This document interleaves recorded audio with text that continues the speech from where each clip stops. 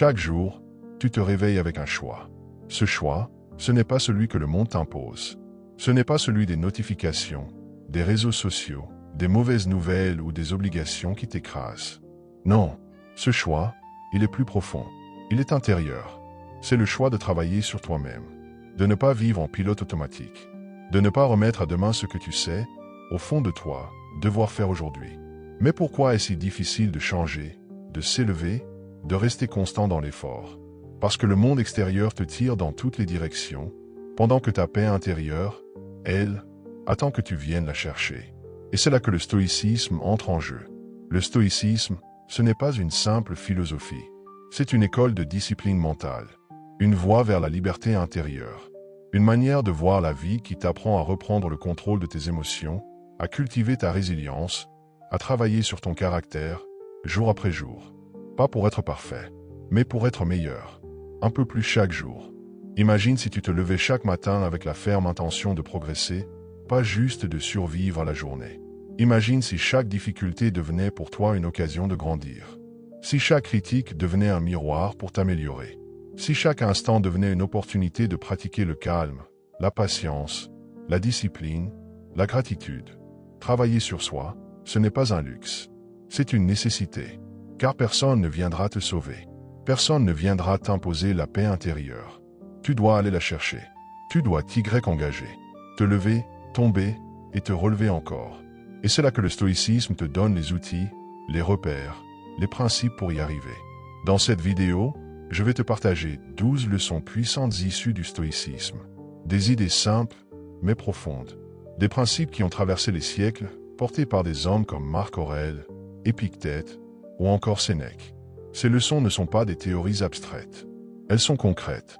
Tu peux les appliquer dès aujourd'hui. Et si tu les mets en pratique avec rigueur et régularité, elles peuvent littéralement transformer ta vie. Alors installe-toi confortablement. Ouvre ton esprit.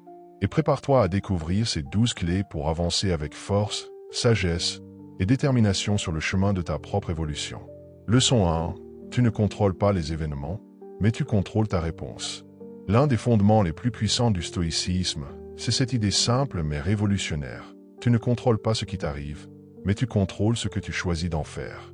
Marc Aurèle, empereur romain et philosophe stoïcien, écrivait dans ses Pensées pour moi-même, « Ce qui trouble les hommes, ce ne sont pas les choses, mais les jugements qu'ils portent sur elles. » Cela signifie que ce n'est pas la situation qui détermine ton bien-être, mais ta réaction à cette situation.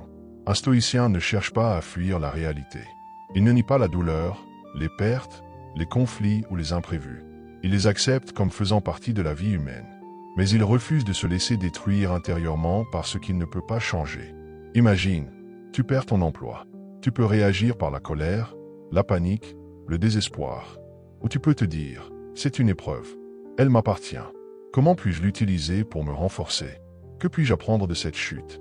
C'est ça, la puissance du stoïcisme, reprendre la responsabilité de ton état d'esprit, quoi qu'il arrive.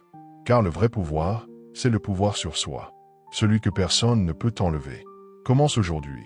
Chaque fois que quelque chose t'agace ou te fait souffrir, demande-toi honnêtement, est-ce que je contrôle cela? Si la réponse est non, alors ne gaspille pas ton énergie. Reste centré, calme, lucide. C'est ainsi que naît la véritable force. Leçon 2. La discipline est plus puissante que la motivation. La motivation est agréable.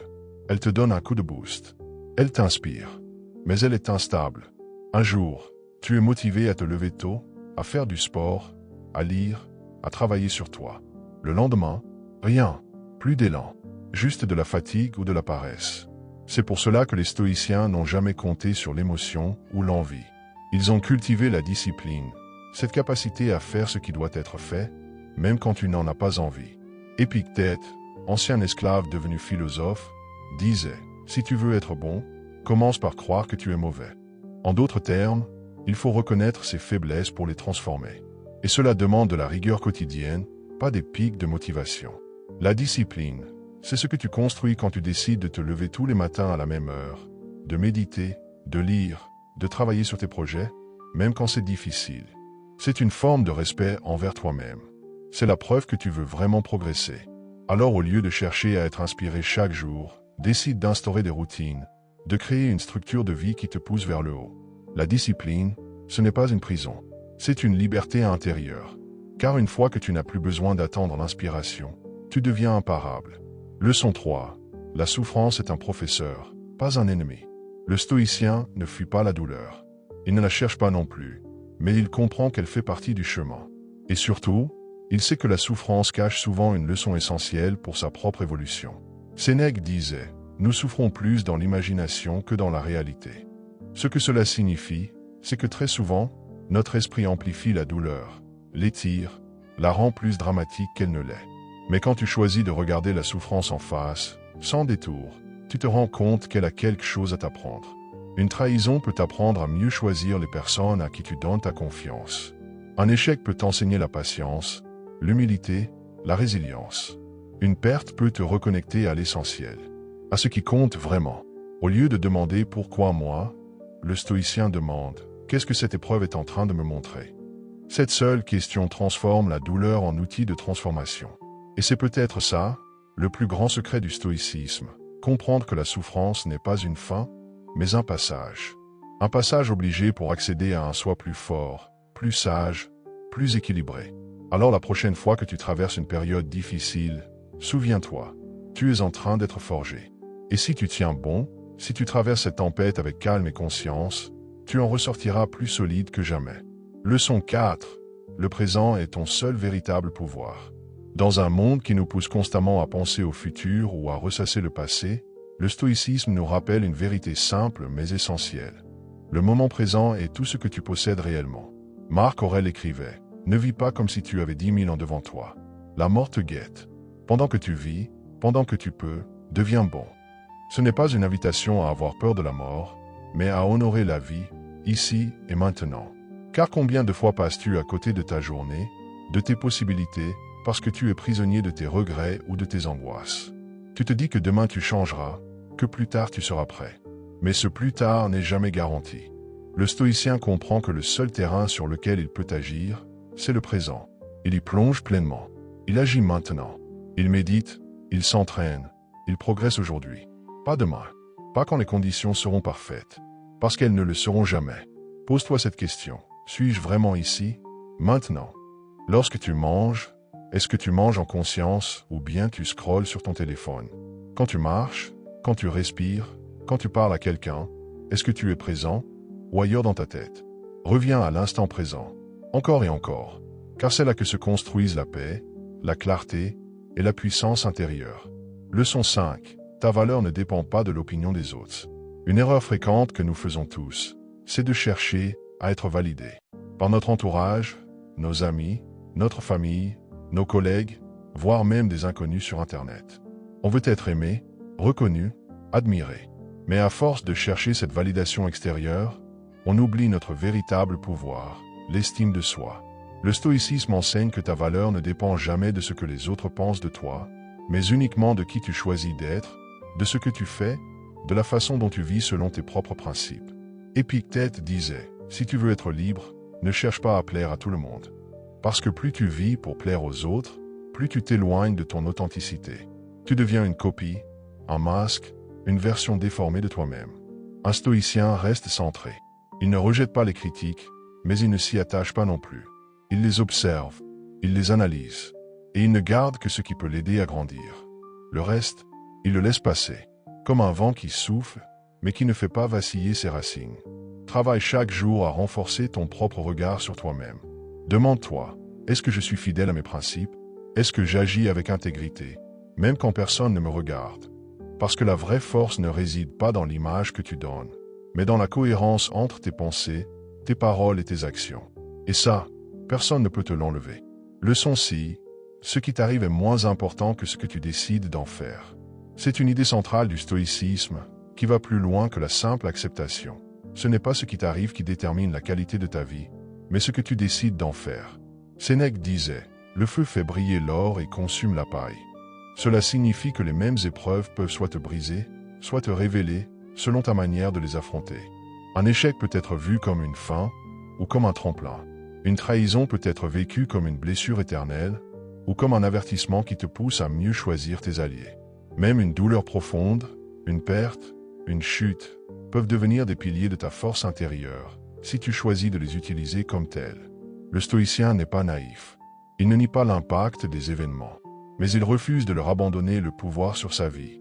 Il transforme ce qui aurait pu être un poison en un élixir. Il transforme les obstacles en matière brute pour grandir. La vie ne sera jamais parfaitement douce. Elle est faite de chaos, de changements, d'inattendus. Mais tu peux choisir ta posture. Et ce choix-là, personne ne peut le faire à ta place. Ce que tu fais de ce qui t'arrive, c'est là que se joue ta grandeur. Alors à chaque coup dur, souviens-toi, je ne contrôle pas tout, mais je contrôle toujours ma manière de réagir. Et dans cette réponse, tu peux décider de rester victime, ou de devenir maître de ta destinée. Leçon 7. Ce que tu possèdes vraiment ne peut pas t'être enlevé. Dans notre société, on accorde beaucoup de valeur à ce qui est extérieur. L'argent, les possessions, le statut, la beauté physique, les relations. Mais les stoïciens nous rappellent une vérité essentielle. Tout cela est fragile, temporaire, hors de ton contrôle. Ce que tu possèdes vraiment, ce sont des choses que personne ne peut t'arracher. Ta sagesse, ta volonté, ta capacité à raisonner, à rester calme, à faire preuve de courage. Ce sont ces qualités intérieures qui font ta véritable richesse.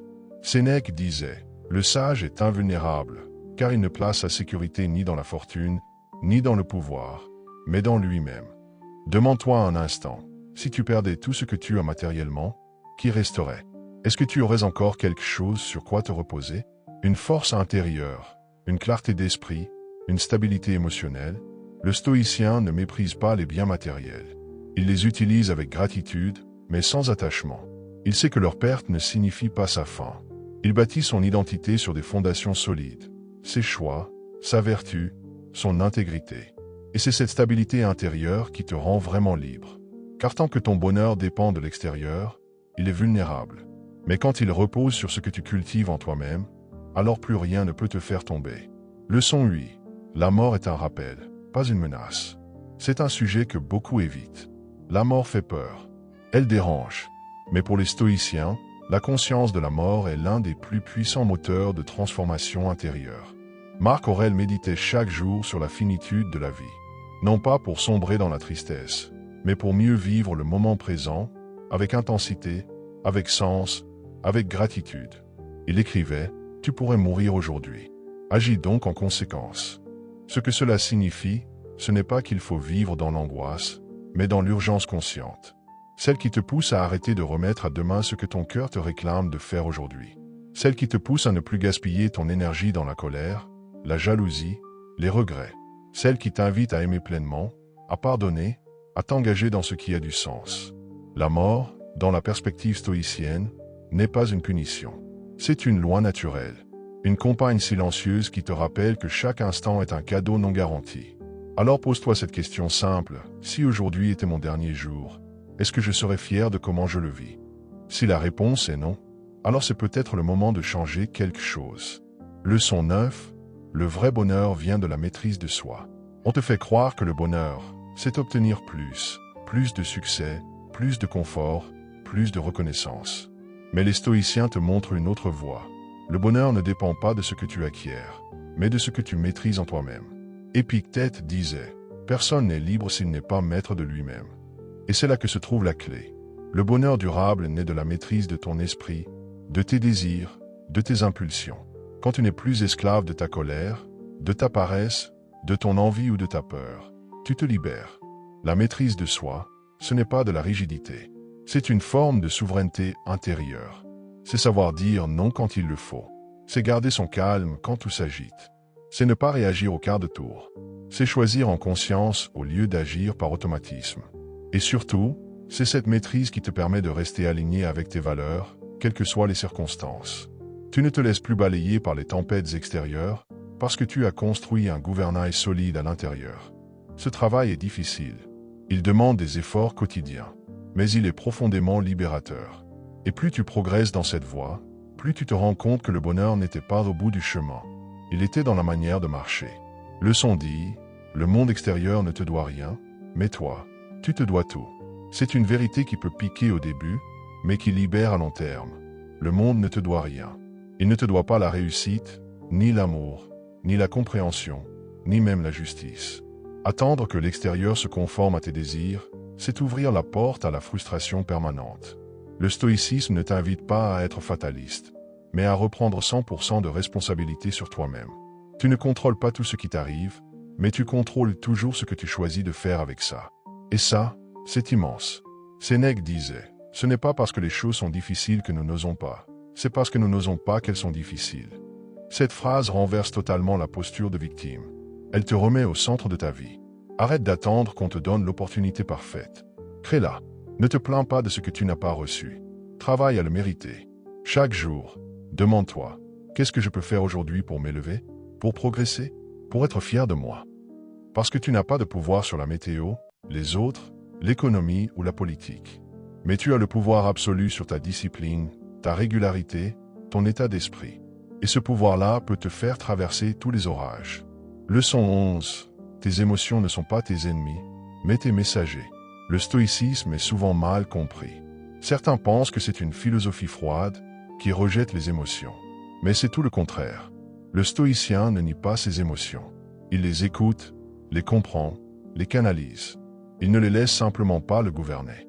Épictète disait, « Ce qui trouble les hommes, ce ne sont pas les choses elles-mêmes, mais l'idée qu'ils s'en font. » Autrement dit, ce n'est pas l'événement qui crée ton émotion, c'est ton interprétation de cet événement. La peur, la colère, la tristesse, la jalousie, toutes ces émotions ont un rôle. Elles te parlent de tes blessures, de tes désirs, de tes manques. Mais elles ne sont pas là pour prendre le volant. Elles sont là pour t'indiquer une direction, pas pour te diriger. Le stoïcien accueille ses émotions sans jugement. Il les observe comme un scientifique. Pourquoi est-ce que je ressens cela? Qu'est-ce que ça m'apprend sur moi? Est-ce que je veux rester dans cette émotion ou choisir une autre réponse? Tu n'as pas besoin de fuir tes émotions. Tu dois apprendre à dialoguer avec elles. Plus tu développes cette intelligence émotionnelle, plus tu gagnes en liberté intérieure. Car au lieu de réagir impulsivement, tu agis en conscience. Et c'est là que tu deviens puissant. Leçon 12. Le vrai changement commence à l'intérieur de toi. Tout ce que tu veux transformer dans ta vie, ton corps, tes habitudes, ta relation aux autres, ton avenir commence par un changement intérieur. Et c'est ça que les stoïciens avaient compris bien avant nous. Marc Aurèle disait, « Cherche à l'intérieur. C'est là qu'est la source du bien. Elle peut jaillir sans fin si tu creuses. » Trop souvent, on cherche des solutions magiques à l'extérieur. On veut un nouveau job, une nouvelle relation, un nouveau départ. Mais si toi, tu restes le même, alors les mêmes schémas reviendront. Encore et encore. Le stoïcisme te pousse à faire le travail profond, parfois inconfortable, mais libérateur. Celui de te connaître, de te discipliner, de te réaligner. Il ne s'agit pas de devenir quelqu'un d'autre, mais de redevenir pleinement toi, sans filtre, sans masque, sans excuse.